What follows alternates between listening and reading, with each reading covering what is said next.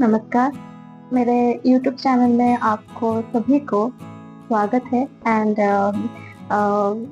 मेरे चैनल को शुरुआत करने से पहले मैं आपको मेरे बारे में बोल देना चाहती हूँ ताकि मैं चाहती हूँ कि मेरे यूट्यूब चैनल में आप जब आए, आप मुझे पहचान सके कि मैं कौन हूँ, मैं कहाँ से आई हूँ और मैं क्या करती हूँ एक्सेट्रा एक्सेट्रा। तो नमस्कार, मेरा नाम शिल्पिका परिदा है। मैं उड़ीसा से बिलॉन्ग्स करती हूँ।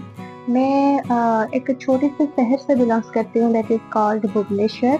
आपको भुवनेश्वर की हिस्ट्री आपको पता ही होगा ऑफ कोर्स क्योंकि उसको टेम्पल ऑफ द सिटी बोलते हैं एंड यहाँ पे आपको बहुत सारे टेम्पल्स देखने को मिलेगा जो कि बहुत पुराने टेम्पल है, बहुत एंशिएंट टेम्पल है एंड उसका स्ट्रक्चर, उसका आर्किटेक्चर, उसका डिज़ाइंस आपको देखने को मिलेगा एंड मैं आपको रिक्वेस्ट करूँगी आप हमारे उड़ीसा को आए एंड टेम्पल्स को देखिए एंड स्पिरिचुअलिटी को आप फील कीजिए क्योंकि यहाँ पे बहुत सारे टेम्पल्स है, बहुत सुंदर सुंदर टेम्पल है यहाँ पे एंड उसी भुवनेश्वर सिटी में मैं एक छोटी सी फैमिली में बिलोंग्स करती हूँ जो कि मेरे फैमिली में 4 मेंबर्स हैं। अभी 6 मेंबर ऐड हो चुके हैं ऑलरेडी एंड मेरे फैमिली में मेरे पापा, मेरे माँ, मेरी बड़ी बहन एंड मैं बिलोंग्स करते हैं and 5th person is my जीजू जो कि वो रांची से बिलोंग करते हैं and now he was part of in our family. If मैं फैमिली के बारे में बोलूँगी तो मेरे पापा is a government employee and my mother is a housewife and my sister is a IT engineer, also my जीजू is a IT engineer and I'm the one of the person is a government employee। मेरे schooling के बारे में आपको बोलूँगी तो मेरे जो स्कूलिंग है सरस्वती शिशु विद्या मंदिर यूनिट 8 जहाँ पे मैं 2017 में मैं पास आउट की हूँ। मेरे पहला स्कूलिंग मेरा था भिलटांगी सरस्वती शिशु विद्या मंदिर same school I just switch my class क्योंकि मेरे पापा का उनका क्वार्टर हो गया था तो हम शिफ्ट किए, होल फैमिली हमने शिफ्ट किए थे एंड यूनिट 8 को मेरी बड़ी बहन तब आई थिंक वो बीटेक पढ़ रही थी।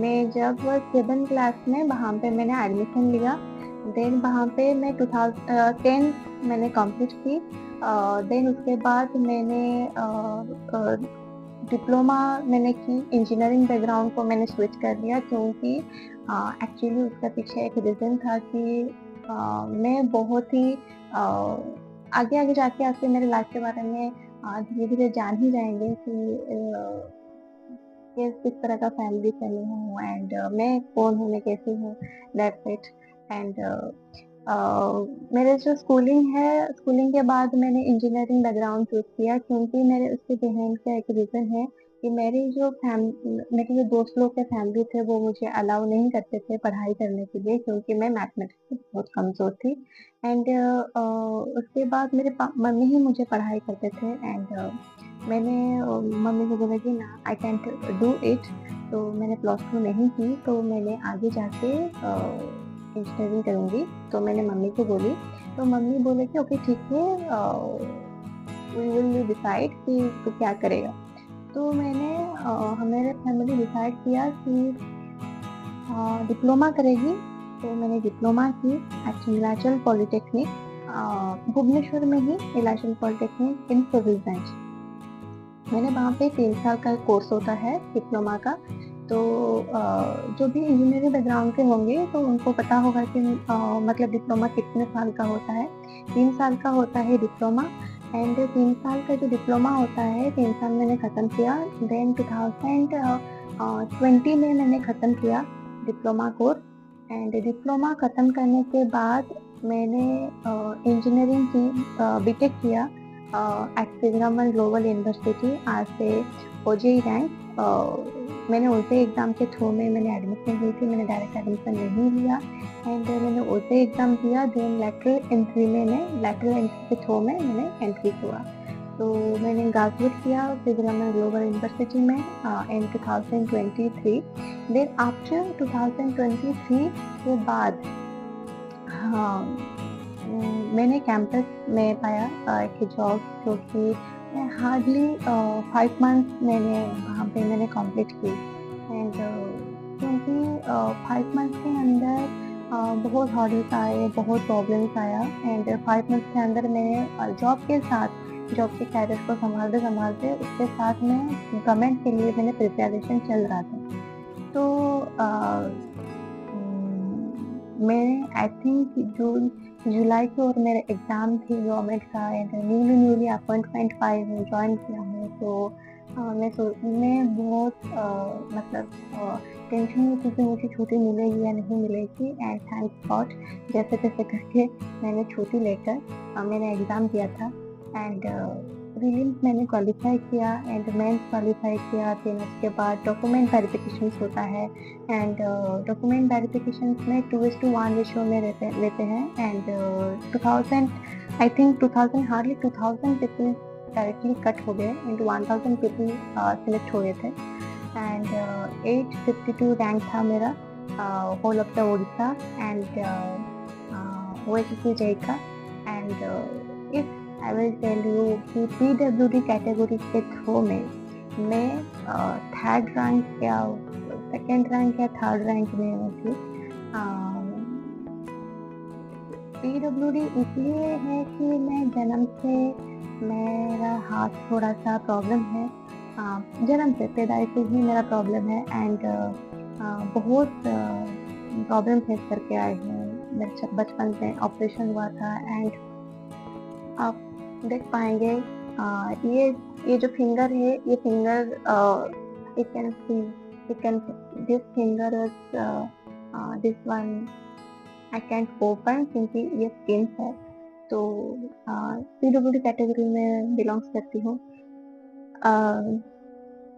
देन उसके बाद मैंने अपॉइंटमेंट पाई एट 2024। क्योंकि रिजल्ट निकलते एक साल हो ही जाता है। क्योंकि मेरे जो प्रिपरेशन थी मैं सेकेंड ईयर से प्रिपरेशन कर चुकी थी, क्योंकि शुरू कर चुकी थी। क्योंकि मेरे पास और एक साल था। क्योंकि कभी भी एग्ज़ाम हो सकता है, क्योंकि गवर्नमेंट की बात है तो कभी भी एग्ज़ाम हो सकता है, कभी भी शेड्यूल निकल जाता है। तो we will be prepare for that. तो मैंने सोचा कि नहीं, मैं अभी से शुरू करूँगी तो तभी मेरे लिए कुछ हार्ड एंड टफ नहीं रहेगा। एंड मैं बाकी साइड का स्टडी को मैं दिमाग में रख सकूँगी। तो मैंने प्रिपरेशन मैं सेकेंड ईयर से शुरू कर चुकी थी। एंड देन मैंने अपॉइंटमेंट पाई 2024 में फ्रॉम जब हमारे चीफ मिनिस्टर नवीन पटनायक थे, वही हमको अपॉइंटमेंट दिए थे। एंड उस time I am so happy जब मेरा रिजल्ट निकला कि मेरा गवर्नमेंट जॉब लग गया है। एंड मैंने कंपनी छोड़ दिया क्योंकि 5 मंथ्स हुआ था। तो मुझे इतना भी टफ नहीं लगा। एंड इतना that is my first turning point कि जो होता है कि बच्चे लोग बोलते हैं, आजकल का जनरेशन बोलते हैं कि पैसे का लत लग जाता है तो वो पढ़ाई नहीं करते हैं। तो थैंक्स गॉड कि मुझे नहीं लगा। एंड मुझे पैसे का लत नहीं लगा था। And just I am trying to learn something. तो मैं फोकस लर्निंग में ऊपर थी एंड पैसे के ऊपर नहीं थी। तो मेरे बचपन से पैसे के ऊपर नहीं रहता है, क्योंकि मैं बहुत पैसा सर्विस करती हूँ। तो मैंने अपॉइंटमेंट पाई, देन जॉइनिंग किया। जॉइनिंग का चीज़ आया था तो मेरे स्टार्टिंग वाटर रिसोर्स डिपार्टमेंट में हुआ था। वाटर रिसोर्स डिपार्टमेंट में हुआ। And that is the right hand of the chief minister. And आप बोल सकते हैं कि राइट हैंड चीफ मिनिस्टर का होता है कि वाटर रिसोर्स डिपार्टमेंट आप कहीं पे भी चले जाए गवर्नमेंट सेक्टर में, स्टार्टिंग चीफ मिनिस्टर का राइट हैंड वाटर रिसोर्स होता है। एंड होम डेवलपमेंट होता है एंड R&D होता है। ठीक है। And water department always the mirror of the chief minister. जो भी काम आता है पहला वाटर को आता है। एंड वाटर का पहला जो डिपार्टमेंट होता है वो प्लानिंग डिपार्टमेंट होता है, क्योंकि आपको सबको पता होगा कि प्लानिंग डिपार्टमेंट पहले स्टार्टिंग से आता है, पहला प्लान करो देन उसके बाद एग्जीक्यूट करो। वही डिपार्टमेंट में मैं एम्प्लॉयड हूँ। एंड नाउ आई मुझे मेरे जॉब को 1 साल हो चुका है। That is my professional career. मैं प्रोफेशनल कैरियर के बारे में साइड को रख के इस पैशन के बारे में बोलूँगी कि मेरे जो पैशन है कि मेरे जो सिविल मन में आई थिंक तो सेकेंड ईयर में मुझे इंटरेस्ट लगा मॉडलिंग करने के लिए। तो मैंने शुरू किया मॉडलिंग। मैंने कहीं पे सीखी नहीं हूँ, कहीं पे भी मैं मेंबर नहीं हूँ, मैं कहीं पे भी मैं लर्निंग नहीं की हूँ, मैं किसी एकेडमी में एडमिशन नहीं लिया हूँ। एंड मैंने पहला स्टेप मैंने ली थी सिद्धरमन ग्लोबल यूनिवर्सिटी में जब मैं 3rd ईयर में थी। तो वहाँ पे हमारे फैशन शो होता है, बहुत सारे शो होता है, बहुत सारे कॉम्पिटिशन्स होता है, एक कल्चरल मतलब एक फेस्ट होता है। आपको पता है कि सारे यूनिवर्सिटी में सारे कॉलेज में एक फेस्ट होता है, तो हमारे कॉलेज में भी फेस्ट होता था। तो जो फेस्ट होता है तो उसी फेस्ट में हमारे एक है ज़ूमरेंस आप बोल सकते हैं, मैं ज़ूमरेंस में बोलती हूँ। तो हमारे एक ज़ूमरेंस एक फैशन शो होता है जो कि लड़कियाँ बहुत सारे सुंदर ड्रेस पहन के चलते हैं स्टेज में। एंड जूरी मेंबर्स डिक्लेयर करते हैं दोज हु आर विन। तो हम वो पैजेंट अलग होता है एंड फैशन शो अलग होता है, यू नो। तो फैशन शो जो होता था हमारे जो टीम थी, आई थिंक हैडी हम थे 6 people in our members, 6 people in our team। तो हाँ, जो 6 people जो थे हम पेयरिंग हुए थे, एक लड़का एक लड़की। तो हमारे शो टॉपिक्स था इंडो कल्चर।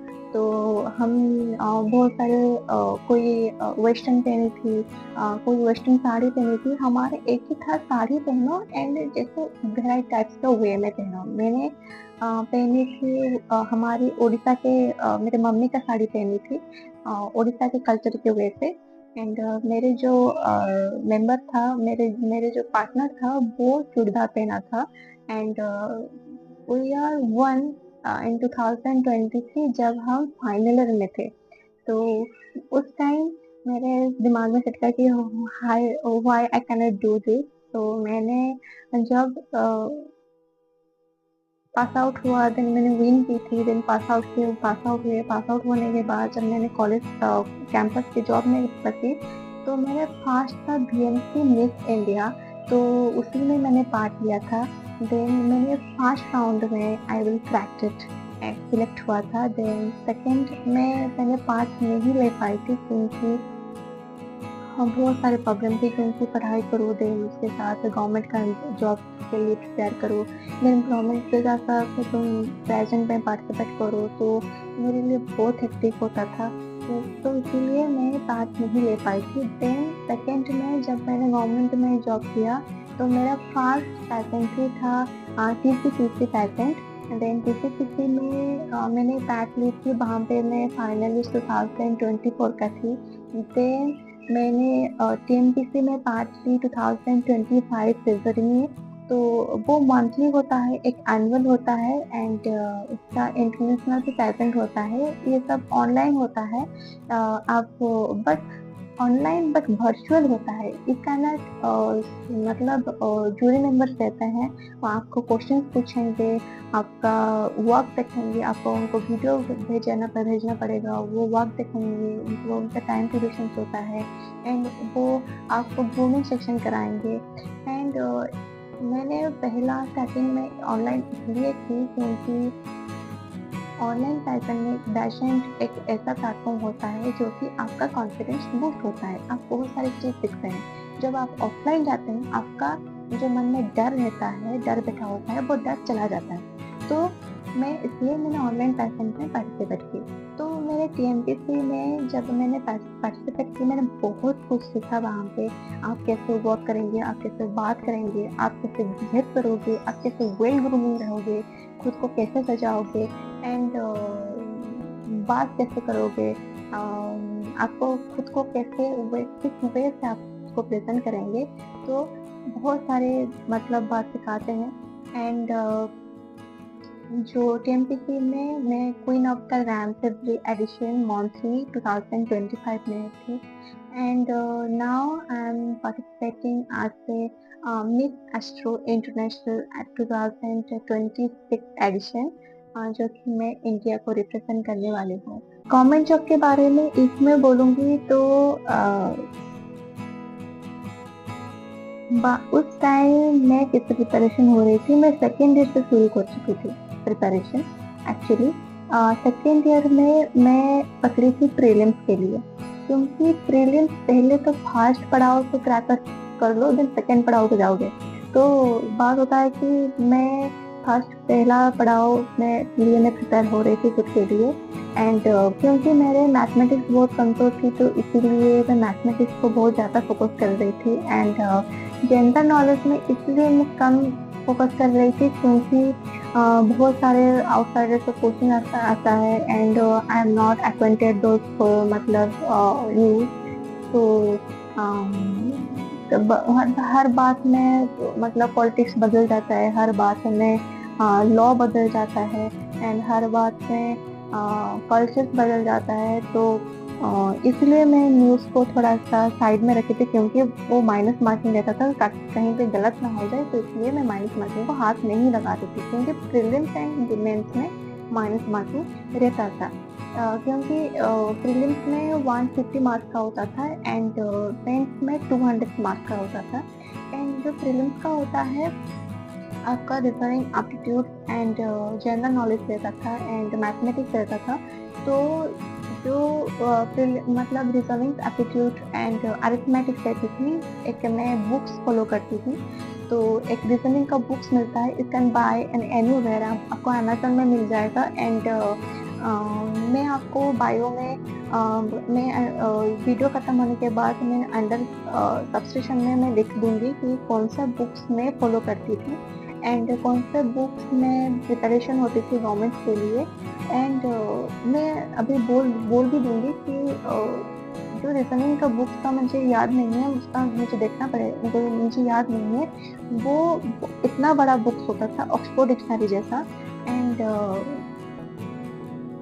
उसमें बहुत सारे रीजनिंग से रहती थी एंड आप वहाँ पे प्रैक्टिस कर पाएंगे एंड मैं प्रैक्टिस में यूट्यूब के साथ करती थी एंड जो यूट्यूब का होता है, हाँ, आप देख पाएंगे, आपके रीजनिंग का प्रैक्टिस बहुत सारे अच्छे से करवाते हैं एंड मैं उसके साथ मैं खुद के टेस्ट करवाने के लिए, ताकि देखते हैं मैं मुझे मतलब reasoning aptitude and arithmetic solve कर पा रही हूँ या नहीं कर पा रही हूँ।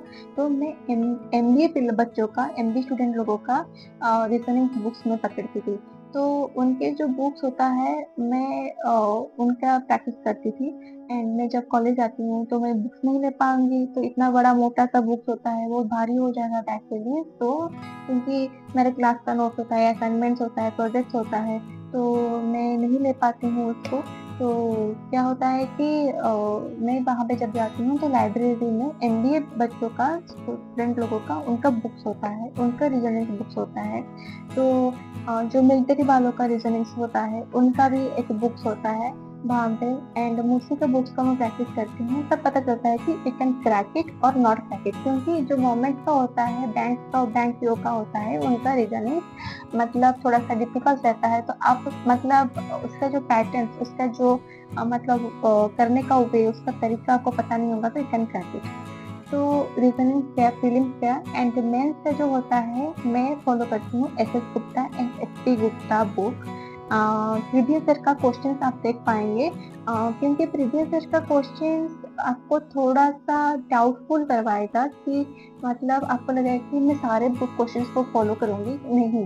मतलब आप पैटर्न, मतलब आप स्ट्रैटेजी को सोचिए थोड़ा सा, क्योंकि आपका आउटसाइडर के बारे में सोचिए कि आपके आउटसाइडर में क्या हो रहा है। तो मेरे सोचने लगा कि हमारे इंडिया में छोड़ दीजिए, क्योंकि ये स्टेट गवर्नमेंट का एग्जाम है, तो मैंने स्टेट के बारे में सोचा।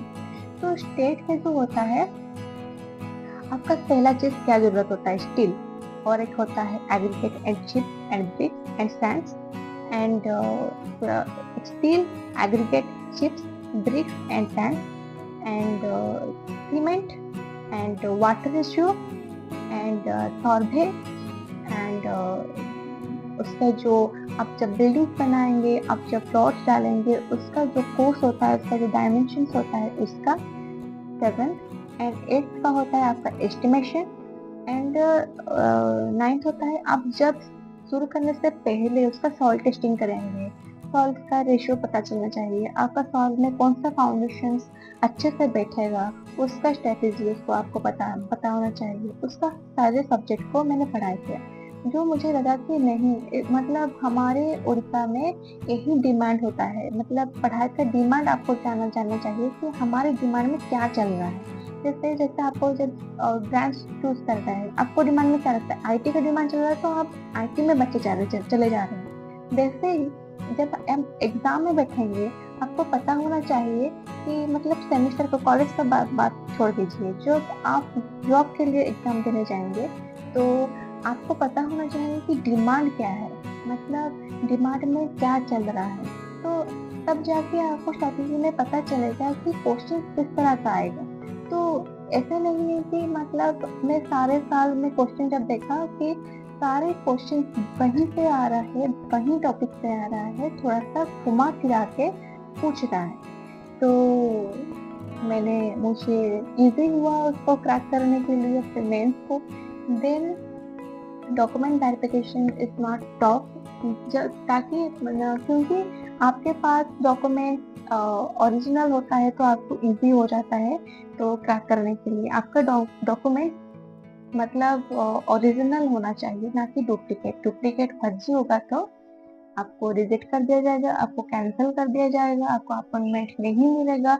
And also in physical test भी होता है, ऐसा नहीं है कि भागदौड़, मतलब लाइक फिजिकल टेस्ट होता है, आपको ब्लड टेस्ट, आपको HIV है कि नहीं है, आप हार्ट पेशेंट है नहीं है, आपका आईज का पावर क्या है, आपका मतलब that means you are eligible और not for that position, that mean okay. तो मैंने ये पहला क्लास मैंने एग्जाम की थी। मैंने पहले बिफोर में बहुत सारे एग्जाम दी थी। भाभा ऑटोनॉमस सेंटर में मेरा डॉक्यूमेंट वेरिफिकेशन में मेरा क्वालिफाई हो चुका था, क्योंकि वहाँ पे पूछा था कि document verification the next round is the second interview, जो कि पोजिशन थी scientific junior scientific assistant. And उसमें जो था सैलरी था आई थिंक 42,000 मंथली एंड वो था त्रिवेंद्रम मुंबई। जब मैं फाइनल ईयर में थी तो वहाँ पे मेरा डॉक्यूमेंट वेरिफिकेशन क्लियर हो चुका था, क्योंकि मैं वहाँ पे था कि डिप्लोमा में मैक्सिमम आपका 62%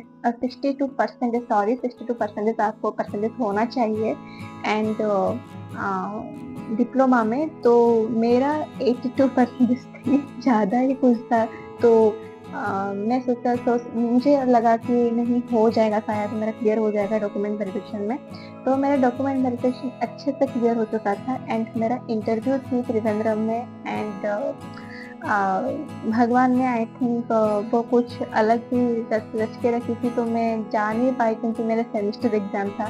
एंड मुझे लगा कि इस वहाँ पे नहीं हुआ, इस तरफ सेमेस्टर में बैक लग गया तो मुझे बहुत प्रॉब्लम हुआ, क्योंकि फाइनल ईयर है। तो फाइनल ईयर में आपको पता हुआ कि क्लियर नहीं होगा तो बहुत सारा प्रॉब्लम आता है। तो मैं सोचने लगा कि नहीं, मैं नहीं जाऊंगी एंड जब आगे आएगा तो मैंने एग्जाम में डालूंगी। तो बट मैं सेमेस्टर के एग्जाम को चूज किया एंड मैं बात नहीं गया। एंड द नेक्स्ट था कि SSCGI एग्जाम सेंट्रल गवर्नमेंट का, जो कि मैं 5 मार्क के लिए मैं कट गई थी, क्योंकि कटअप गया था 40, एंड आई थिंक मेरा कितना था, आई थिंक 39 शायद मेरा था, 39 या 39, 35 या 36 ऐसा कुछ था, तो मुझे याद नहीं है, बट 5 मतलब गैप था मेरे कटअप के अंदर। एंड मैंने नेक्स्ट बार एग्जाम दिया DRDO, वहाँ पे भी मेरे 8 मार्क के लिए मैं रह गया। एंड उसके बाद मैंने दिया था उड़ीसा लिफ्ट इरिगेशन कमीशन, वहाँ पे भी मेरा सिलेक्शन हो चुका था, बट मैं नहीं गया। एंड क्योंकि मेरा गवर्नमेंट में हो चुका था, मैं ऑलरेडी जूनियर इंजीनियर हूँ, मैं अपॉइंटमेंट पा चुकी हूँ एंड जॉब कर रही हूँ, तो छोड़ के मैं नहीं जा सकती। एंड अभी वो रिजल्ट निकाल रहे हैं, तो मैं नहीं गई। एंड उसके बाद मैंने और एक डाली थी अग्नि, जो कि नेवी का है। उनका एक रिक्रूटमेंट निकला था, जो कि मैं आज सिविल इंजीनियर, तो आई थिंक मैं उनका थोड़ा सा डॉक्यूमेंट को अच्छे से नहीं पढ़ पाया शायद, क्योंकि उनका रिक्वायरमेंट थी IT के लिए, तो मैं भी डाली थी, क्योंकि मेरा हाइट था वोमेन्स का 5 फीट रिकमेंडेड, एंड वेट 50 शायद थी, तो मेरा वेट मेरा गेन करने का शुरू कर रही थी, तो मेरा 43 वेट थी, तो और होता तो मेरा हो जाता है। एंड हाइट भी मेरा 5 फीट 2 इंच है। एंड सारे सब कुछ ठीक था। एंड मैं वर्कआउट करती थी, मैं क्रंचेस मार पाती हूँ, वो पुशअप्स मार पाती हूँ, तो मुझे इतना इजी इजी होता है, तो इजी होता है क्रैक। तो इजी होता मुझे क्रैक करने के लिए। आई एम सो सॉरी, क्योंकि बीच में मेरे पापा आ गए थे, क्योंकि वो सोए थे बाहर में, आउटसाइड में साउंड हो रहा है, तो साउंड होने से वो उठ जाते हैं। तो बीच में आ गए, तो मुझे वीडियो थोड़ा सा बीच में पॉज करना पड़ा। आ, अ, मम्मी बीच में चिल्लाने लगी, क्योंकि मैं बाहर में बैठी हूँ, मैं ड्राइंग रूम में बैठी हूँ, क्योंकि मैं घर की छोटी बेटी हूँ, तो मतलब कहीं भी अकेले बैठी हूँ, तो मुझे छोड़ते नहीं है अकेले बैठने के लिए, तो ओके लेट्स इट। तो ये था मेरे बारे में। एंड नाउ नेवी वाले ने मुझे मेल किए थे कि I am so grateful to you कि आपको आपने एक मतलब डाले हैं, तो आपको हम होल्ड में रखे हैं। जब आगे फ्यूचर में हमारे पोस्टिंग निकलेगी सिविल के लिए, तो I will contact you, we will I will sorry we will contact you. तो मैं अभी भी उनके इंतजार में हूँ, कब नेवी वाले डालेंगे बुलाएंगे, मैं कब जाऊंगी, क्योंकि आई लव नेवी। मुझे एनसीसी बहुत पसंद है, नेवी मुझे बहुत पसंद है। हाँ, बचपन से कभी भी मैं एनसीसी गाइड एंड नेवी में मैंने पार्ट नहीं ले पाई थी, क्योंकि मेरा हाथ का प्रॉब्लम की वजह से मैंने पार्ट किसी पे भी नहीं दी थी, तो that it's ungrateful to for me. भगवान मतलब चाहेंगे तो I will join in that position. तो ये था मेरे बारे में। एंड आपको कैसे लगा? एंड आई थिंक अब ये थोड़ा सा वीडियो लंबा हो गया है, तो हो सकता है मैं उसको पार्ट पार्ट करके डालूं, या एक साथ में डाल पाऊंगी, तो बहुत बड़ी बात है मेरे लिए। तो थैंक यू सो मच। आपको अच्छा लगा तो प्लीज कमेंट बॉक्स में लिख दीजिएगा, एंड आपको कैसे लगा। एंड आई थिंक आपको अच्छा लगा होगा। Thank you so much.